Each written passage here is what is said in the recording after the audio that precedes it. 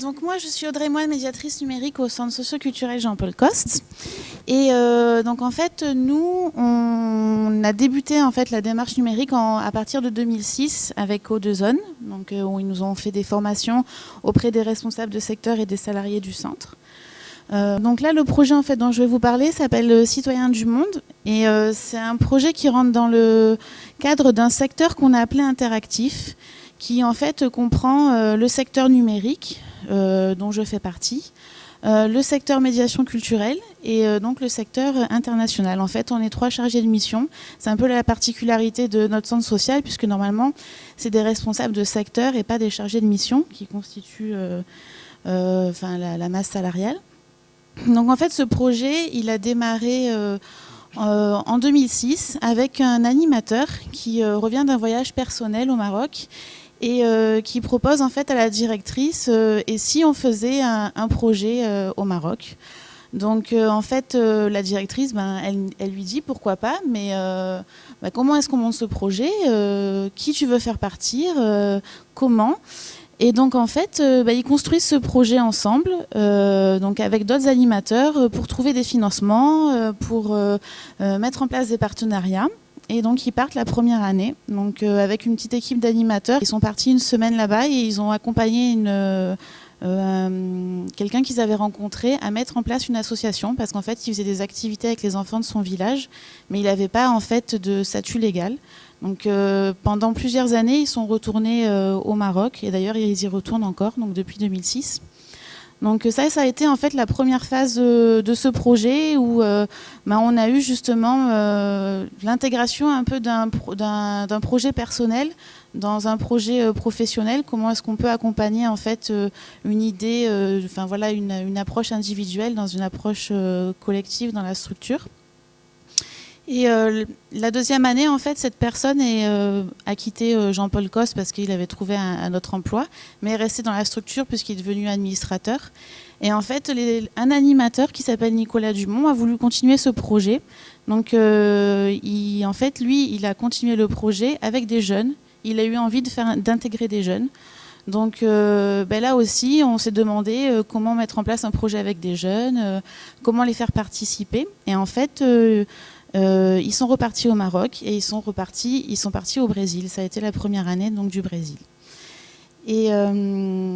Et en fait, petit à petit, au fur et à mesure du projet, ça s'est de plus en plus construit. Et en fait, les jeunes participent vraiment de A jusqu'à Z au projet. Donc, ils préparent en fait les dossiers de subvention pour trouver du financement. Ils mettent en place des actions de communication. Ils cherchent des mécènes. Et en fait, cette année, on peut voir que ça a vraiment évolué puisqu'on arrive à 8 000 € de mécénat grâce aux jeunes qui ont trouvé en fait ces mécènes. Et puis aussi le système de recrutement, on va dire, on en est arrivé un peu à un système de savoir qui sont les jeunes, donc des CV, des lettres de motivation, des entretiens avec le chargé de mission. Puis aussi on leur apprend à se produire en public, puisque à la fin du projet il y a une réunion avec les partenaires où en fait ils vont parler un peu de ce que le projet leur a apporté. Donc ça c'est un peu le développement de projet qu'on peut mener. Et en fait à côté de ce projet, donc sur les destinations, donc j'ai dit Maroc, Brésil, Tunisie, Burkina Faso, l'Inde. Et peut-être que j'en oublie encore, Betty, je pense que c'est ça. Et en fait, à côté de ça, on a continué dans cette démarche d'audiovisuel participatif. Au début, c'était beaucoup de... La première année, ça a été un prestataire qui, en fait, a fait un film témoin du projet. Donc, c'était simplement pour témoigner de ce que faisaient les jeunes sur place. Et puis ensuite, avec la formation de O2Zone, on est parti en fait avec O2Zone sur place pour toujours témoigner du projet. Et petit à petit, en fait, les salariés ont été formés. Donc c'est les salariés qui sont partis sur place pour réaliser un film. Et les jeunes ont été formés. Et maintenant, en fait, c'est eux qui réalisent les films et font le montage vidéo de ces projets. Donc en fait, on est arrivé à une belle évolution et ils sont maintenant producteurs autant dans le développement de projets que producteurs de vidéos. Ils sont producteurs de A jusqu'à Z du contenu. Donc moi je voulais peut-être revenir un peu sur le projet quand on est parti en Inde, donc c'était l'année dernière, où on a mis en place un blog pour continuer en fait à suivre les jeunes. Le blog, après je mettrai la vidéo, où en fait on va pas dire quotidiennement, mais tous les 2 jours, en fait, les jeunes écrivaient des articles avec des photos sur ce qu'ils mettaient en place sur place. Et en fait, ça nous permettait de rester connectés avec les salariés du centre, avec les internautes, avec les parents. Et c'est vrai que ça a mis en place une très belle dynamique qu'il n'y avait pas auparavant, parce que, en fait, ils partaient 3 semaines, on les voyait plus, puis à leur retour, on voyait un film, donc on n'avait pas forcément au jour le jour ce qu'ils vivaient. Et c'est vrai que pour eux, ça leur permettait aussi de mettre en mots ce qu'ils vivaient, et pas simplement dire c'était génial ces 3 semaines de séjour. Donc ça leur a permis aussi à être producteurs et à avoir, je pense, un regard critique sur le monde, parce que beaucoup de ces jeunes en fait repartent après dans d'autres séjours, et c'est vrai que du coup ça leur permet de connaître une autre culture, de pouvoir échanger sur leurs pratiques et sur la culture en fait dans laquelle ils sont, parce qu'en fait l'idée c'est pas simplement d'arriver sur place et de dire nous on est français, on va vous apprendre comment on met en place une activité hip-hop par exemple, mais ça va vraiment être un échange. Moi je fais une activité hip-hop en France, toi tu fais une activité capoeira au Brésil, apprends-moi la capoeira, je t'apprends le hip-hop. C'est vrai que c'est super intéressant pour ces jeunes d'avoir une autre vision en fait de ce qu'ils peuvent vivre ici. Donc si vous voulez, je peux vous mettre la vidéo.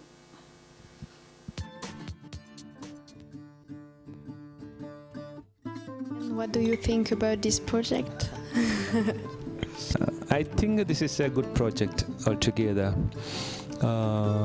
Because I said it before, we get a lot of cultural interaction, and you went over all over the world in different countries, and you learn a lot of things from there, and you come and teach them for our children.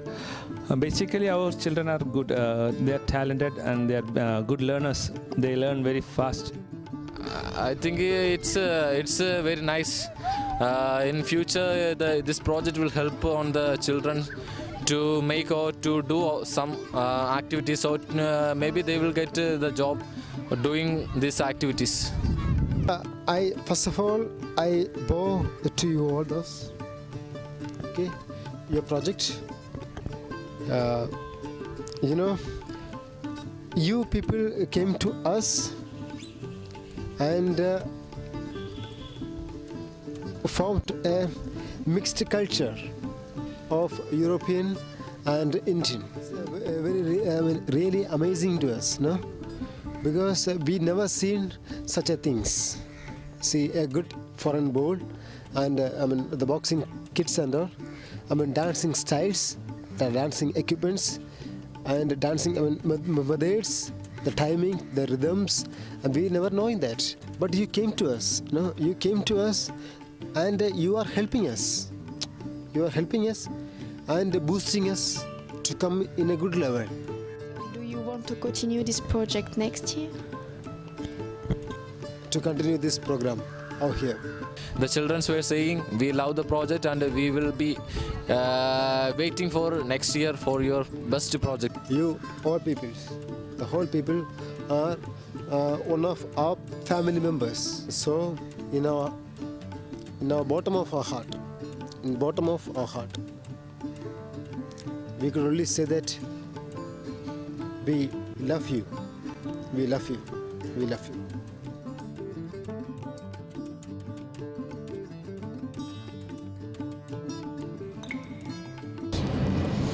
Génial, rien d'autre à dire. Géantissime, je sais pas si ça se dit, magnifique, extraordinaire. C'était simplement exceptionnel. Magique. Magnifique, exceptionnel. Leçon de vie. Magique. En ce qui concerne les relations humaines, elles ont été très fortes et très intenses. Ce qu'on a vu là-bas, c'est grave. La misère, voilà, on a vu la vraie misère. Et je pense que maintenant il faut s'en servir dans la vie de tous les jours. Ils sont super accueillants, souriants, ils disent tous bonjour dans la rue avec un sourire. En France, ça se passe pas du tout de la même façon. Il n'y a pas de frontières et que c'est juste on se l'écrit entre nous, mais sinon tous les humains sont pareils de partout. Et l'accueil, je ne sais pas comment il aurait pu être mieux, surtout la façon dont ils nous avaient organisé l'accueil avec les petits au début.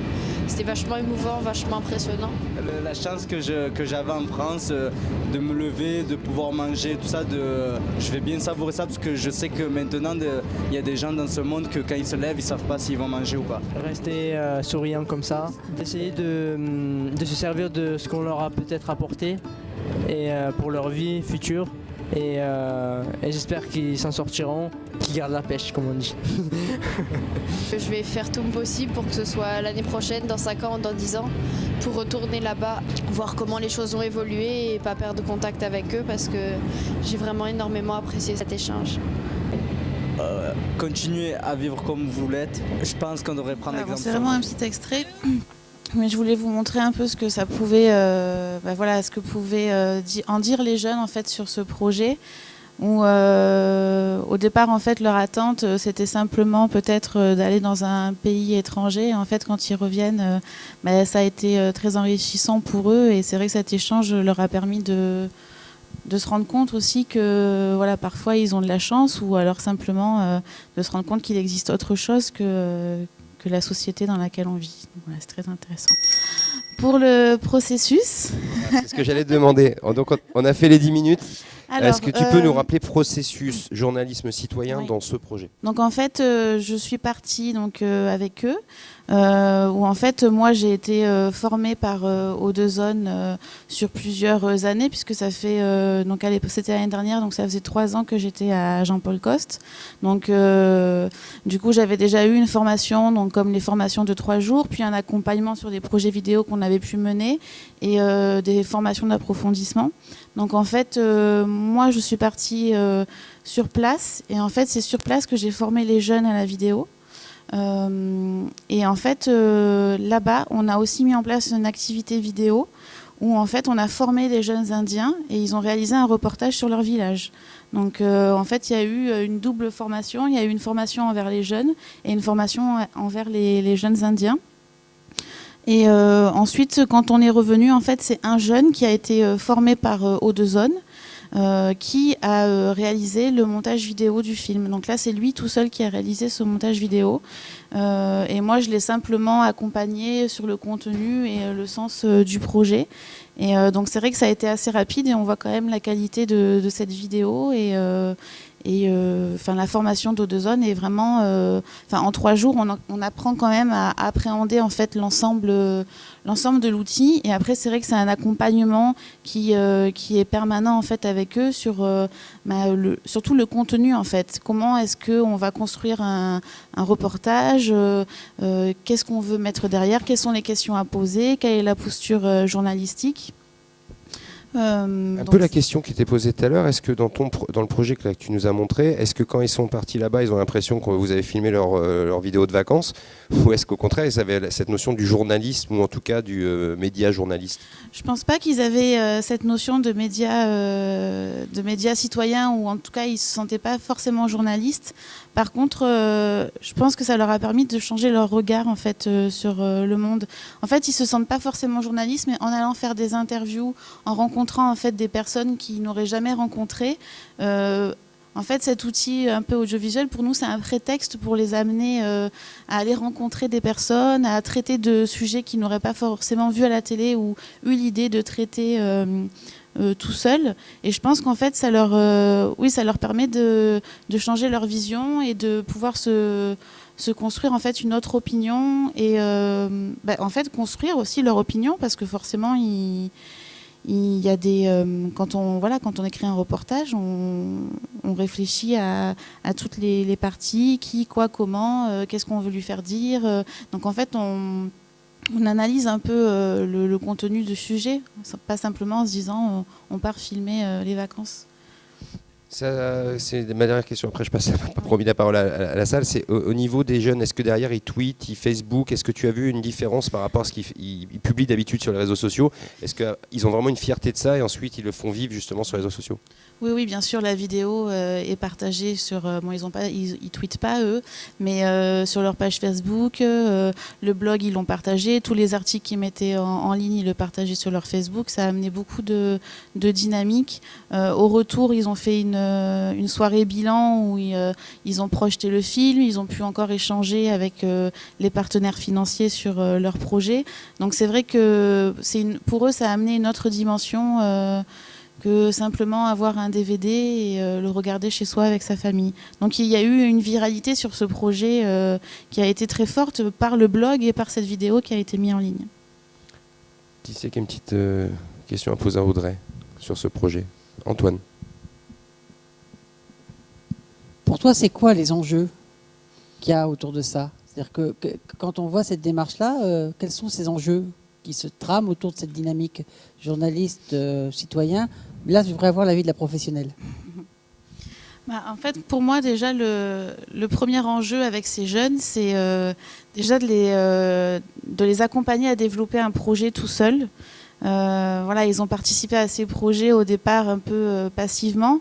Et puis, en fait, maintenant, ils deviennent complètement acteurs de leur projet. Donc, voilà, par la recherche de financement, mais aussi dans la réalisation d'un projet vidéo. Donc pour moi déjà c'est un premier enjeu qui est très important puisqu'ils passent leur temps en fait à consommer sans forcément être acteurs. Et le deuxième enjeu c'est vraiment sur leur vision en fait qu'ils peuvent avoir du monde. Je la trouve très importante de savoir qu'il existe d'autres cultures, de pouvoir les interroger. Alors là on l'a pas vu dans ce film parce qu'on a fait beaucoup d'interviews. Ils ont interviewé les jeunes pour savoir quels étaient leurs hobbies, leurs loisirs, comment est-ce que ça se passait à l'école pour eux. Donc ils ont vraiment il y a eu vraiment un réel échange autour de cet outil qui peut-être il n'y aurait peut-être pas eu d'échange aussi intense s'il n'y avait pas eu l'outil audiovisuel. Donc c'est vrai que pour moi en tout cas, c'est un outil d'échange. Après, sur le journalisme citoyen, je pense qu'ils n'en ont pas conscience, mais pour eux, ça fait partie d'un outil en plus pour pouvoir produire sur le net. Ils produisent des articles sur leur page Facebook. Beaucoup font du hip-hop, donc ils font aussi des vidéos autour du hip-hop et ils les mettent en ligne sur YouTube et sur Facebook. Et je pense que c'est un outil de plus pour eux pour s'exprimer et pour pour s'exprimer. Peut-être, est-ce que pour toi le journalisme citoyen, ça ne peut se pratiquer que dans une structure? Est-ce que une initiative personnelle, ça pourrait être du journalisme citoyen? Ou est-ce que d'après toi, il faut vraiment qu'il y ait une réflexion collective, un encadrement ou quelque chose comme ça? Je pense qu'il faut qu'il y ait, pour moi, une réflexion collective. Parce que, en fait, je trouve que c'est très riche d'avoir un échange. Les jeunes en fait ont une idée, puis en groupe ils échangent et ça leur apporte d'autres idées, ça peut compléter l'idée initiale. Et en fait, moi je le vois plus comme de l'échange autour du collectif, que ce soit une réflexion commune, qu'il y ait un essaimage en fait des réflexions qu'on a pu avoir, qu'on puisse transférer les compétences qu'on a acquises. Et en fait, il faut être aussi accompagné, je pense, par quelqu'un qui s'y connaît et qui puisse accompagner les jeunes dans cette démarche. Est-ce qu'il y a de la censure dans ce qui est dit, produit? C'est quoi vos méthodes de validation en fait? Est-ce que le projet il est validé en amont dans sa construction ou est-ce que, par exemple, la directrice a dit ah non, ça ne passe pas? En fait, la construction du projet, elle est validée en amont. Donc on va préparer le projet collectivement en mettant qu'est-ce qu'on veut mettre dans ce projet, quel est le sens, le contenu. Puis ensuite, on va le présenter à la directrice qui, en général, le valide puisque on est dans la même démarche. On a été formé par O2Zone, donc on est dans la même lignée que vous. Après, au niveau du montage, on suit le contenu du projet qu'on a préparé et la directrice, avec la présidente, regarde le reportage et valide Il y a d'autres questions? Non, c'est juste sur le qu'est-ce que deviennent ces images finalement? Est-ce qu'elles sont juste postées sur un site internet? Et est-ce que vous n'avez pas l'ambition peut-être de passer à quelque chose de plus important? On a fait des DVD qu'on a envoyés donc aux partenaires, aux associations en Inde, qu'on a envoyés à nos partenaires financiers ici sur place. Pour l'instant, la diffusion s'arrête là, mais l'idée c'est qu'on puisse aussi transférer ces projets avec d'autres structures et en fait nous on est ouvert en fait à pouvoir partager notre expérience et pouvoir accompagner d'autres structures ou d'autres collectifs dans ce projet-là. Au niveau de la suite du projet que j'ai vu, est-ce qu'il y a eu des vocations qui sont nées et ou des emplois? Je te poserai à chaque fois, puisqu'on sait qu'il y a un besoin effectivement de créer des emplois aujourd'hui, en particulier chez les jeunes. Alors, sur ces jeunes-là qui sont partis en Inde, pas forcément de projets professionnels en lien avec la vidéo. Par contre, ils sont partis sur d'autres projets à l'international. Et en fait, c'est vraiment eux qui ont construit ce projet. Certains des animateurs, des jeunes que vous avez vus ont passé donc, le stage BAFA d'animation et maintenant sont animateurs à Jean-Paul Cos. Donc ça a créé en fait quand même des vocations sur l'animation. Après, sur d'autres jeunes qu'on a eu sur des projets audiovisuels, il y en a 2 qui sont partis en BTS audiovisuel. Voilà, donc en fait on a quand même... Oui, carrément alors. Oui, ça a quand même, ça a quand même suscité des vocations et et ces projets, ça suscite beaucoup de vocations sur l'animation, plus que sur la vidéo. Par contre, est-ce qu'ils pensent à partir avec, je sais pas où il est d'ailleurs, le petit vidéo, enfin voilà, est-ce qu'ils partent maintenant avec des petites caméras ou des choses comme ça, ou des enregistreurs? Oui, en fait, eux, ils utilisent leur petite caméra, soit l'iPhone, soit des petites caméras, des appareils photo numériques. Donc c'est vrai que ça, ils l'utilisent de plus en plus. Et maintenant, sur le projet du Brésil là, qui a eu lieu cet été, c'est un jeune en fait qui a fait tout. Il n'y a pas eu de salarié en fait qui l'a accompagné, et c'est lui qui a construit le reportage, fait le montage vidéo, et qui là bientôt sera en ligne ce film. Donc voilà, c'est assez intéressant, et c'est un jeune qui est parti qui est à Paris dans une école audiovisuelle. Et ben moi je propose de t'applaudir pour ce projet, puis qu'il y en ait plein d'autres comme ça.